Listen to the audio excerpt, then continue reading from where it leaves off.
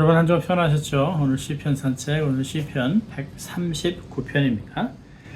여호와여 주께서 나를 감찰하시고 아셨나이다. 주께서 나의 앉고 일어섬을 아시며 멀리서도 나의 생각을 통촉하시오며 나의 길과 눕는 것을 감찰하시며 나의 모든 행위를 익히 아시오니 여호와여 내 혀의 말을 알지 못하는 것이 하나도 없으시니이다. 주께서 나의 전후를 들으시며 내게 안수하셨나이다. 이 지식이 내게 너무 기이하니 높아서 내가 능히 미치지 못하나이다. 내가 주의 신을 떠나 어디로 가며 주의 앞에서 어디로 피하리이까? 내가 하늘에 올라갈지라도 거기 계시며 음부에 내려 자리를 펼지라도 거기 계시니이다. 내가 새벽 날개를 치며 바다 끝에 가서 거할지라도 곧 거기서도 주의 손이 나를 인도하시며 주의 오른손이 나를 붙드시리이다. 내가 혹시 말하기를 흑암이 정녕 나를 덮고 나를 두른 빛은 밤이 되리라 할지라도 주에게서는 흑암이 숨기지 못하며 밤이 낮과 같이 비추나니 주에게는 흑암과 빛이 일반이이다. 주께서 내 장부를 지으시며 나의 모태에서 나를 조직하셨나이다. 내가 주께 감사함은 나를 지으심이 신묘막측하심이라. 주의 행사가 기이함을 내 영혼이 잘 아나이다. 내가 은밀한 데서 지음을 받고 땅의 깊은 곳에서 기이하게 지음을 받을 때에 나의 형체가 주의 앞에 숨기지 못하였나이다. 내 형질이 이르기 전에 주의 눈이 보셨으며 나를 위하여 정한 날이 하나도 되기 전에 주의 책에 다 기록이 되었나이다. 하나님이여 주의 생각이 내게 어찌 그리 보배로운지요 그 수가 어찌 그리 많은지요. 내가 세려고 할지라도 그 수가 모래보다 많도소이다. 내가 깰 때에도 오히려 주와 함께 있나이다. 하나님이여 주께서 정령이 악인을 죽이시리이다. 피 흘리기를 즐기는 자들아 나를 떠날지어다. 저희가 주를 대하여 악하게 말하며 주의 원수들이 헛되이 주의 이름을 칭하나이다.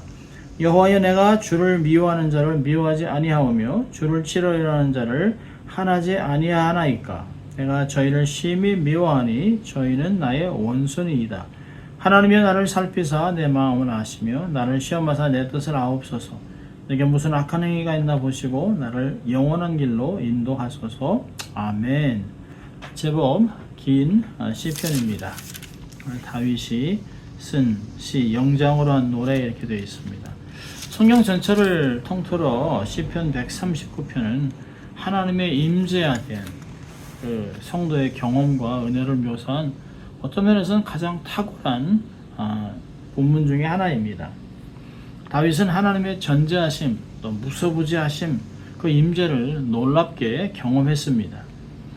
그 모든 시대 하나님의 백성이 누릴 하나님의 임재의 영광을 시편은 계시하고 있습니다. 인간의 모든 것을 아시는 하나님의 지식은 또 시편 기자나 또 다윗이나 우리에게 위로와 소망이 되는 것입니다. 하나님 우리를 지으시고 보호하시고 영원한 길로 인도하신다라고 하는 것이 오늘 본문의 고백입니다.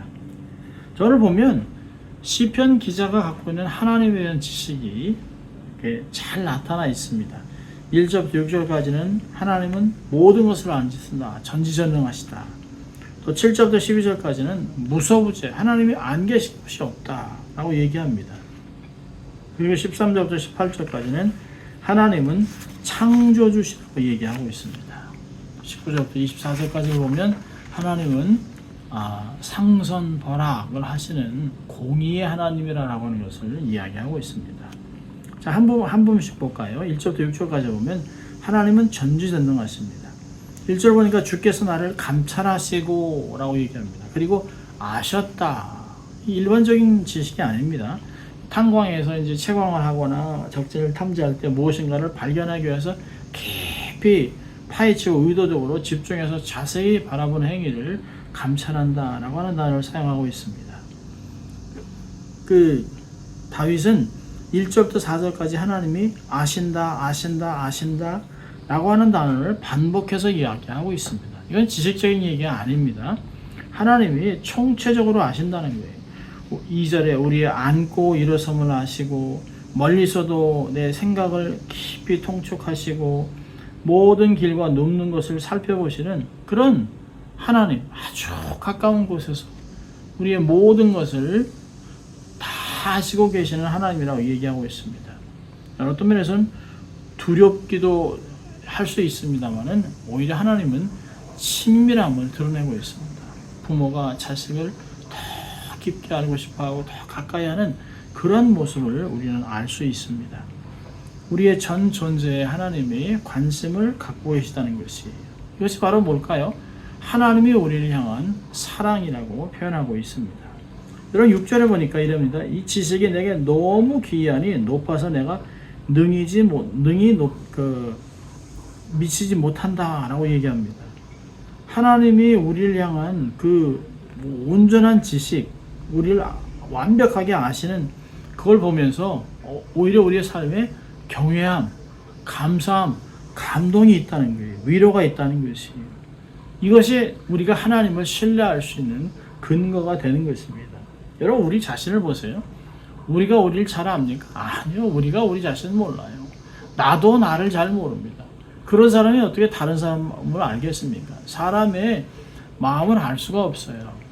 열 길 깊숙이 있는 물은 들여다보면 무슨 도구를 사용해서 하면 알 수 있지만 아무리 엑스레이를 동원한 듯 아무리 어떤 탐지기를 해도 사람의 마음은 알 수가 없어요. 도저히 알 수 없습니다. 그런데 주만이 알고 계시다고 얘기하고 있습니다. 사랑과 관심으로 속속들이 나를 알고 있다라고 다윗은 고백하고 있습니다. 하나님의 전지전능하심을 고백해요. 자, 7절부터 12절까지는 무소부재 하나님이 안 계신 곳이 없어요. 여러분 이야기를 보면서 자기가 아무리 멀리 가도 지옥 끝에 간다 할지라도 그곳에 하나님이 계시다. 샴아타, 거기에 당신이 계시군요 라고 고백하고 있습니다. 끝까지 추적하신 하나님. 내가 주의 영을 떠나 어디로 가며 주의 앞에서 어디로 피하리까 라고 고백합니다. 하나님이 안 계신 곳이 없다는 것이에요. 8절에 하늘에 올라도 수월 지옥 같은 그 바다 밑에 바닥에 가더라도 하나님이 거기 계시다는 것이에요. 우리의 삶의 어떤 순간에도 하나님이 임재가 우리의 삶에 있다는 것이에요. 하나님이 어느 순간에서도 어디에서도 나와 함께 동행한다. 사실 불교에서 부처의 손바닥이라고 얘기하지만 사실 다 이런 건 성경에서 나온 거예요. 누가 하나님의 품에서 떠날 수 있겠습니까? 하나님의 임재에서 숨을 곳이 없어요. 모든 곳은 하나님이 통제하고 하나님의 임재가 있습니다. 하나님이 우리를 감시하는 것이 아니에요. 하나님이 우리를 보호하시는 것이에요. 12절에 주에게서는 흑암이 숨기지 못하며 밤이 낮과 같이 비춘다. 참 재밌는 표현이죠. 하나님 앞에서는 흑암이 흑암 역할을 못한다는 거예요. 아무리 감춰도 하나님은 불꽃 같은 눈으로 다 보시고 세상이 다 주님 앞에 드러난다는 것이에요. 아무리 캄캄한 것에 숨어도 하나님 임재 앞에서는 다 드러난다는 것입니다. 어떤 상황 속에도 절대로 우리는 홀로 있지 않습니다. 세상에 아무리 무시무시한 힘을 가지고 과학을 가지고 우리를 위협해도 하나님의 임재, 하나님의 보호하심을 막을 길이 없어요. 하나님이 우리를 인도하시고 하나님의 오른손이 우리를 붙드시고 이것이 우리가 어떤 상황에서도 담대할 수 있는 이유입니다. 하나님이 모든 곳에 계시다. 내가 가는 모든 곳에 하나님이 계시다. 얼마나 놀랍습니까? 얼마나 든든합니까? 여러분 어린 자식이 친구들하고 놀다가도 딱 돌아봤는데 엄마가 안 보여요. 아빠가 안 보이면 불안하죠. 그런데 딱 돌아봤는데 아빠가 이렇게 손을 흔들고 엄마가 여기 있다 그러면 아이는 아주 편안하게 놀고 자고 쉬는 것이죠. 여러분 무서우지 하나님의 안 계심이 없는 것, 그게 우리의 안정감을 가져다 줍니다. 자, 13절부터 18절까지는 하나님은 창조의 하나님이라고 얘기해요. 그러면서 고백하는 게 뭐죠? 나를 내 모친의 엄마의 태에서 조성하셨다고 얘기합니다. 13절 14절 너무 잘하는 말인데요. 주께서 내 장부를 지으시며 나의 모태에서 나를 조직하셨나이다. 내가 주께 감사함은 나를 지으심이 신묘막측하심이라. 주의 행사가 기이함을 내 영혼이 잘 압니다. 우리는 우연이 아니에요. 실수가 아니에요. 우리는 하나님의 창조물입니다. 위대한 작품이에요. 신묘막측한 존재들입니다. 우리가 어떤 장애를 갖고 있든 나이가 먹든 상관없이 하나님은 우리를 당신의 신묘막측한 창조물로 보고 계십니다. 여러분, 각자의 존재가 너무 귀한 것이에요. 상황이 어떠하든 간에 나의 존재 자체를 기뻐하시는 하나님, 나의 존재에 가치를 두시는 그 하나님이 계시다는 것이에요. 이 하나님이 우리의 미래까지도 책임지고 있습니다. 16절에 보니까 내 형질이 이루어지기 전에 주의 눈이 보셨으며 나를 위하여 정한 날이 하루도 되기 전에 주의 책에 다 기록되었습니다. 우리의 모든 삶이 하나님의 섭리 안에 있다는 것이에요. 자기를 창조하신 하나님의 위대하심, 하나님을 생각하다 보니까 막 다윗이 막 가슴 벅찬 것이에요. 찬송이 나오고 막 탄성을 지르는 것이. 그래서 17절에 주의 생각이 어찌 그리 보배로운지요. 어떻게 내가 생각지도 못했던 것이 하나님이 나를 그렇게 생각하고 나를 귀하게 여겨. 나는 내 자신이 아무것도 아닌 것 같은 줄 알았는데 하나님이 나를 그렇게 귀하게 보는지 생각하니까 너무너무 놀라운 것이에요. 하나님 주의 생각은 너무 보배롭고 너무도 많아 헤아릴 수가 없습니다. 우리의 작은 머리로는 헤아릴 수가 없어요. 도저히 이해할 수가 없습니다. 하나님은 무한하세요. 하나님 무한하신 방법으로 우리를 돕고 또 우리를 인도하고 있다라고 얘기하고 있습니다. 자, 그런 하나님이 공의의 하나님이에요. 19절부터 24절까지는 참 놀라운 하나님입니다. 하나님께서 정령 악인을 죽일 것이라는 것이에요. 그러면서 악인들과 자기를 딱 분리하고 있습니다. 다 나를 떠나라. 그래서 하나님이 미워하는 것 나도 미워하고 하나님이 싫어하는 것 나도 미워하는다고 얘기하고 있습니다. 그러면서 하나님을 대적하는 자들 모두가 다 나의 원수다라고 얘기하고 있습니다. 자, 그러면서 사실 23절 24절에 정직하게 이렇게 기도합니다. 하나님, 나를 살피사 내 마음을 아시며 나를 시험하사 내 뜻을 아옵소서. 내게 무슨 악한 행위가 있나 보시고 나를 영원한 길로 인도하소서. 전심으로 마음에 아무 꺼리낌도 없이 흠과 티도 없이 하나님을 사랑하고 하나님을 전심으로 쫓고 싶은 마음이 다윗에게 있는 것이에요. 우리 가끔 그러잖아요. 야, 내가 왜 그런 말을 했지? 내가 내 자신을 알 수가 없어요. 나도 내 마음을 몰라라고 얘기하잖아요. 그래서 다윗이 기도하는 거예요. 하나님, 내가 내 마음을 알 수가 없습니다. 주장을 할 수가 없습니다. 하나님 보시고 살피시고 그래서 내 마음에 어떤 것이 있는가 보시고 하나님 도와달라고, 자기를 인도해달라고, 영원한 길로 인도해달라고 기도하고 있습니다. 얼마나 솔직합니까? 대단한 사람이죠. 그 엄청난 경험과 하나님에 대한 지식을 갖고 있으면서 절대 자랑하지 아니하고 하나님께 엎드려 겸손하게 하나님과 평생 동행하고 싶습니다 라고 하는 것이 다윗의 마음이에요. 자, 이렇게 다윗이 하나님을 이렇게 경험하고 나서 고백하는 게 뭡니까?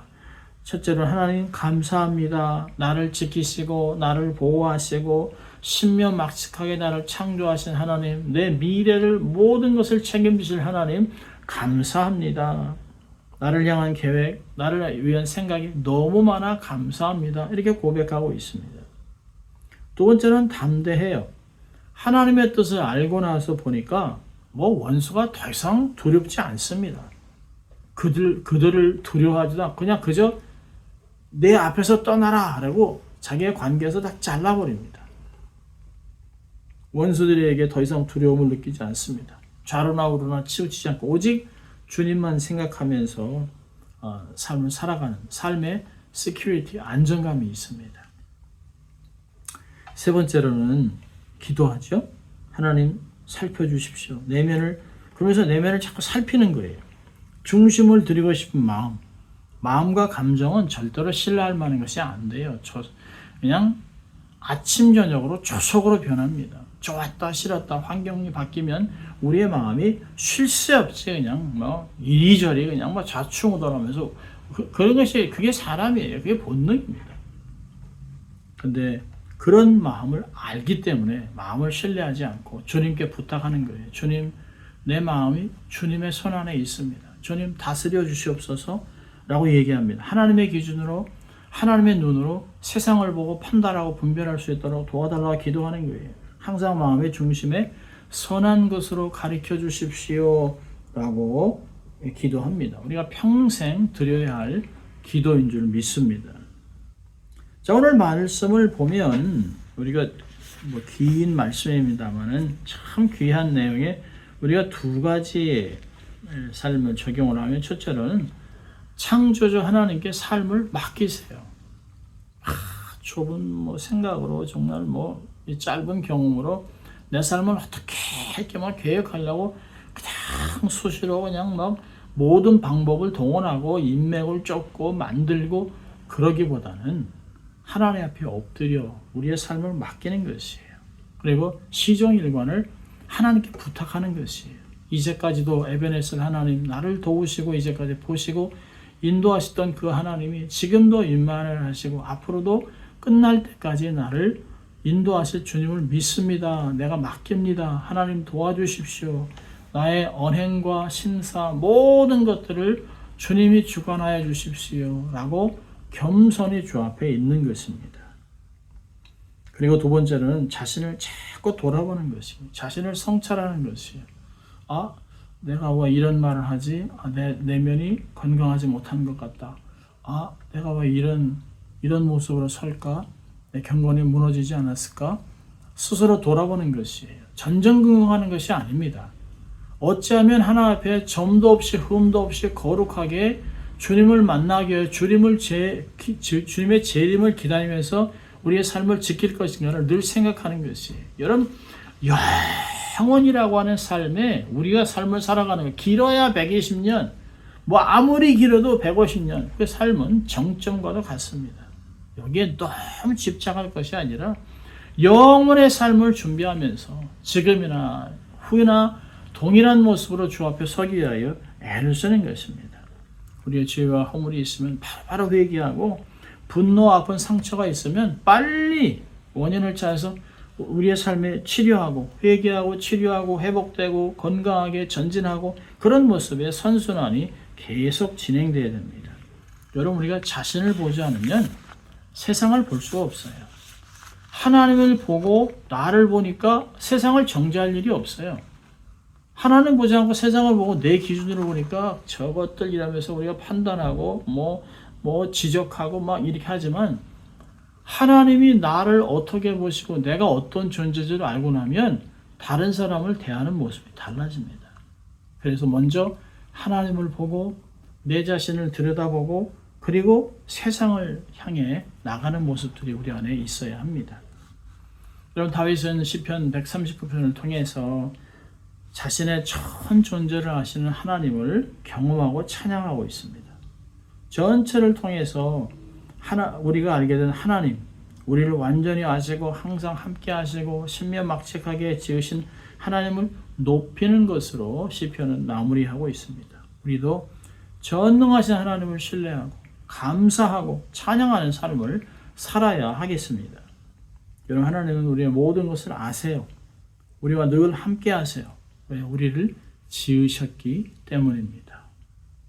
나이가 먹어가면서 자식을 향한 마음이 얼마나 정말 이렇게 애틋해지는지 몰라요. 조금이라도 더 좋은 시간을 해주고 더 도와주고 싶고 더 잘해주고 싶고 부족한 모습들이 자꾸 느껴집니다. 부모님들이 나를 어떻게 키우셨는가를 생각하면서, 그것이 바로 인지상정이지만 이것이 바로 하나님이 나를 이렇게 대하시는구나 하는 걸 알아가는 것이, 어릴 때는 몰라요. 정말 젊은 사람들은 아버지의 사랑 잘 모릅니다. 나이가 가면서 경험되어진 정말 이 하나님께서 우리를 향한 삶, 얼마나 좋은 것을 주기 원하시고 잘 되길 원하시고 건강해서 세상에서 빛과 소금의 역할을 감당하는 삶으로 살아내기를 원하시는 그 하나님의 마음, 그리고 모든 것을 동원해서 우리의 삶에 필요한 것들을 다 공급하시는 그 하나님, 온갖 좋은 것은 하나님께로부터 온다 라고 하는 것들을 우리는 깨닫고 경험하게 되는 것입니다. 이게 바로 성숙해지는 것이죠. 한 주간도 하나님이 나를 이렇게 사랑하시고 또 이렇게 도와주시고 이렇게 인도하시고 축복하신 것을 깨달아서 하나님 앞에 모든 영광을 돌리고 살아가는 한 주간 될 수 있기를 주의 이름으로 축원합니다. 기도합니다. 하나님 아버지 감사합니다. 하나님께서 우리를 얼마나 귀하게 지으시고 기뻐하시는지 또 말씀으로 알려주신 것 감사합니다. 우리의 필요한 모든 것을 공급하시고 우리의 삶의 모든 것을 채워주시고 우리를 통하여 큰 영광 거두시기를 원하신 하나님 아버지, 오늘도 우리가 그러한 것을 깨달아 하나님 앞에 우리의 삶을 헌신하고 살아가는 기쁨으로 동행하는 저희들 될 수 있도록 하나님 축복하여 주시옵소서. 감사하고 예수님 이름으로 기도합니다. 아멘. 여러분 한 주간 승리하시기를 바랍니다.